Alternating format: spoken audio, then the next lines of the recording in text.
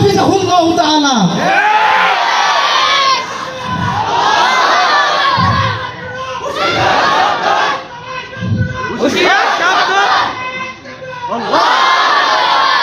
ও মুহতারাম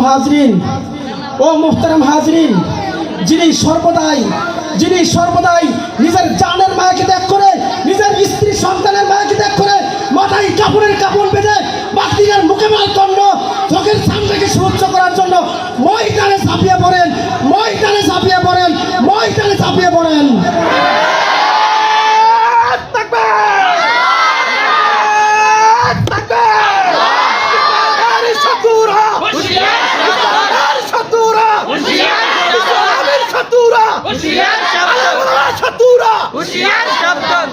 ও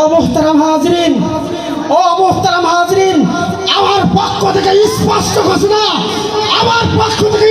ঘোষণা, আজ তোমরা যারা ক্ষমতার মস্তদে বসেছ, তোমাদের জন্য স্পষ্ট মেসেজ দিয়ে যাচ্ছি। তোমরা যদি তোমাদের ক্ষণস্থায়ী ক্ষমতাকে নিয়ে গল্প করো, তাহলে ধ্বংস হয়ে যাবে।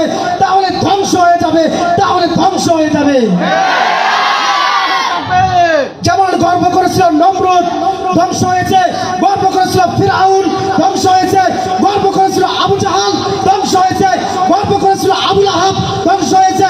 গর্ব করেছিল উতবা সাইবা, ধ্বংস হয়েছে। তারা আল্লাহর জমিনে থেকে আল্লাহর সাথে গাদ্দারি করেছে, গোটা জাতির সাথে গাদ্দারি করেছে। তাই তো তাদের মৃত্যু দুনিয়ার ভিতর অত্যন্ত লাঞ্ছিতভাবে হয়েছে, যা গোটা পৃথিবীর মাঝে ইতিহাস হয়ে রয়েছে। ও মুহতারাম হাজরিন, তাই পরিশেষে বলবো, কোরআন এবং হাদিসের আলোকেই একটি আদর্শ সমাজ বাস্তবায়ন করা সম্ভব।